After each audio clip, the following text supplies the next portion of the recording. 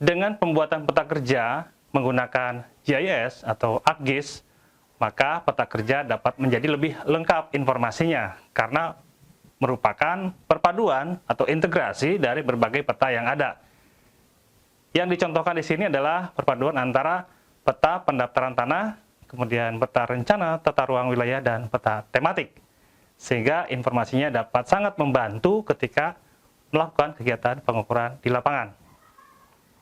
Ada beberapa hal yang perlu kita ketahui ketika melakukan kegiatan pengukuran pada kegiatan pendaftaran tanah sistematis lengkap.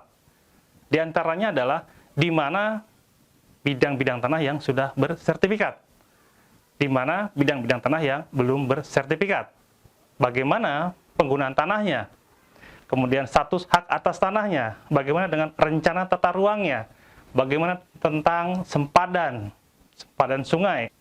Dan kita akan lihat atau kita cermati, kita juga dapat menggali informasi dari tahapan-tahapan yang disampaikan oleh peserta yang melaporkan aktualisasi ini.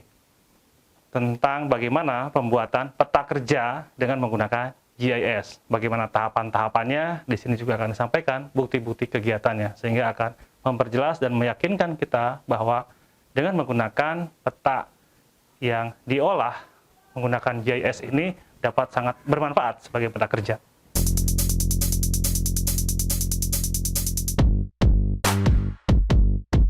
Mengunduh persil dan batas administrasi Kelurahan Bajak, serta citra satelit pada aplikasi GeoKKP. Di sini hasilnya, Pak, ini untuk yang bidang berwarna kuning ini adalah hasil unduh persil, dan yang garis warna coklat ini adalah batas administrasi Kelurahan Bajak. Untuk tahapan yang ketiga adalah menyiapkan peta digital, peta dasar, dan peta RT/RW Kota Bengkulu. Data-data ini saya peroleh dari server kantor, diperoleh peta digital, peta RT/RW, peta plat, dan 4 peta dasar Kelurahan Bajak. Dalam melaksanakan kegiatan satu ini, saya menerapkan nilai akuntabilitas, etika publik, nasionalisme, komitmen mutu, anti korupsi, manajemen ASN, dan whole of government. Untuk kegiatan kedua adalah penggabungan data awal dan delineasi. Tahapan yang pertama adalah melakukan overlay data unduh persil dan peta digital Kelurahan Bajak dengan citra satelit. Bidang berwarna ungu ini merupakan bidang data yang saya dapat dari peta digital. Dan tahapan yang kedua adalah mengecek kesesuaian bentuk, luas, dan letak bidang tanah serta merapikannya.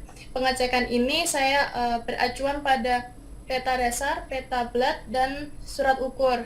Terdapat beberapa bidang yang masih belum sesuai luasnya dan sudah saya perbaiki. Dan untuk bentuk dan letak bidang tanahnya sudah sesuai dengan peta tersebut. Untuk tahapan yang ketiga adalah melakukan delineasi terhadap bidang tanah yang masih kosong berdasarkan citra satelit. Hasil delineasi ini adalah bidang yang berwarna putih ini, Pak. Dan untuk tahapan yang keempat adalah melakukan ekspor data DWG ke SHP. Ini dipisahkan per job dan dimasukkan ke masing-masing zip.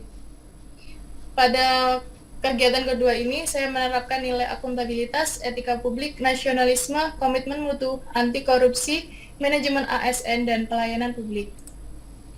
Kemudian untuk kegiatan yang ketiga, yaitu melakukan survei lapangan untuk mengidentifikasi bidang tanah terdaftar dan belum terdaftar. Tahapan yang pertama adalah memasukkan SHP bidang tanah ke dalam aplikasi STIK.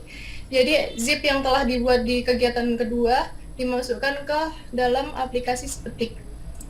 Tahapan yang kedua adalah mengambil data di lapangan berdasarkan penunjukan pihak-pihak terkait. Ini merupakan eviden saat saya melakukan identifikasi nama pemilik bidang tanah berdasarkan penunjukan ketua RT. Dan ini adalah eviden saat melakukan survei lapangan, mengambil data di lapangan, dan ini hasilnya.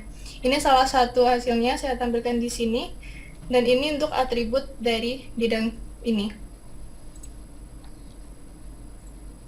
Kemudian tahapan yang ketiga adalah mengunduh data hasil survei lapangan. Unduh data hasil survei lapangan ini didapat dari geoportal tematik dengan menggunakan akun user atau akun verifikator yang didapatkan SHP bidang tanah tiap jobnya atau tiap RT-nya yang berisi data spasial dan data atribut.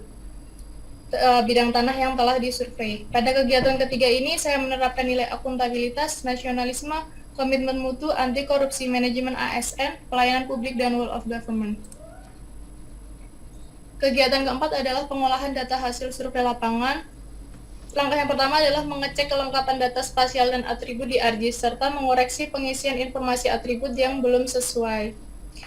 Ini saya lakukan karena terdapat beberapa bidang tanah yang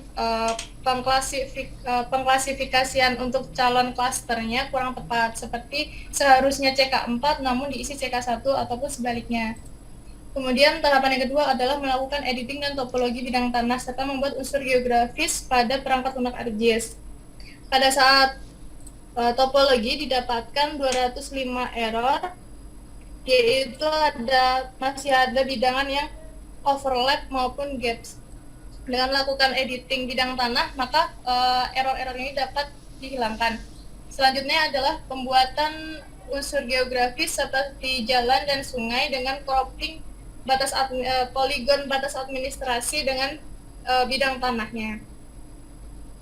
Kemudian tahapan yang ketiga adalah melakukan overlay data bidang tanah dengan peta RT/RW Kota Bengkulu tahun 2021.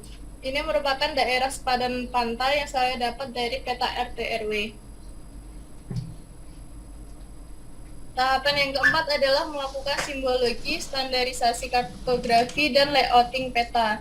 Hasilnya seperti berikut, Pak. Ini merupakan peta kerja lengkap Kelurahan Kelurahan Baja, mohon maaf. Pada kegiatan ini saya menerapkan nilai akuntabilitas, komitmen mutu, anti korupsi, etika publik, dan manajemen ASN. Dengan adanya aktualisasi ini, ada berbagai manfaat yang didapatkan. Yang pertama, sebagai pertimbangan dalam pengusulan Penlok PTSL dan Penlok K4 tahun 2022. Yang kedua, untuk perencanaan target PTSL tahun 2022. Yang ketiga, untuk identifikasi bidang tanah yang belum terdaftar. Yang keempat, untuk memeriksa adanya tumpang tindih dari data ukuran lapangan dengan bidang tanah yang sudah terdaftar. Dan yang kelima, dapat mengetahui daerah yang tidak dapat disertifikatkan seperti di daerah sepadan pantai. Nah, ini untuk testimoni dari atasan, dari petugas ukur, dan dari petugas pemetaan.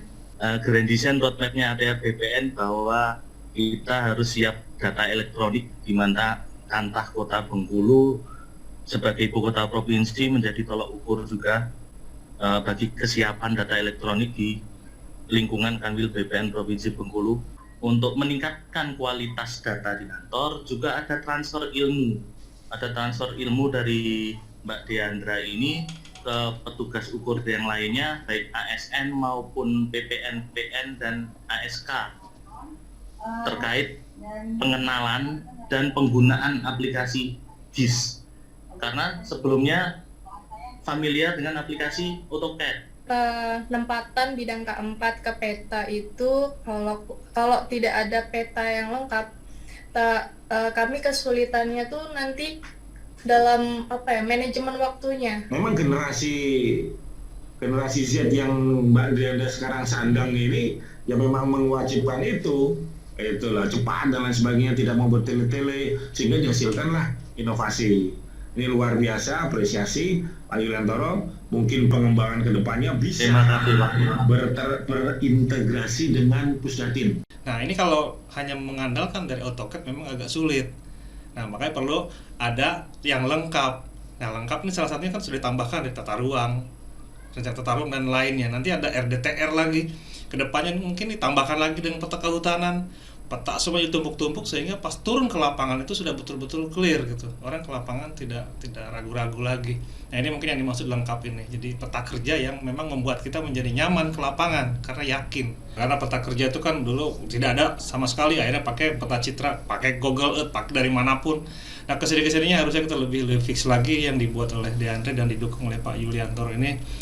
Mudah-mudahan semakin banyak, semakin rapih, nanti juga semakin baik. Jadi peta kerja yang betul-betul peta kerja plus, yang lengkap gitu ya. Jadi dengan adanya peta yang berbasis GIS dalam pengolahannya, yaitu peta kerjanya akan menjadi lebih lengkap, lebih kaya informasi, sehingga memudahkan di dalam kegiatan pengukuran ataupun di dalam pengumpulan data fisik dan data yuridis Jadi dalam pengumpulan data yuridis dan pengumpulan data fisik akan sangat membantu peta ini.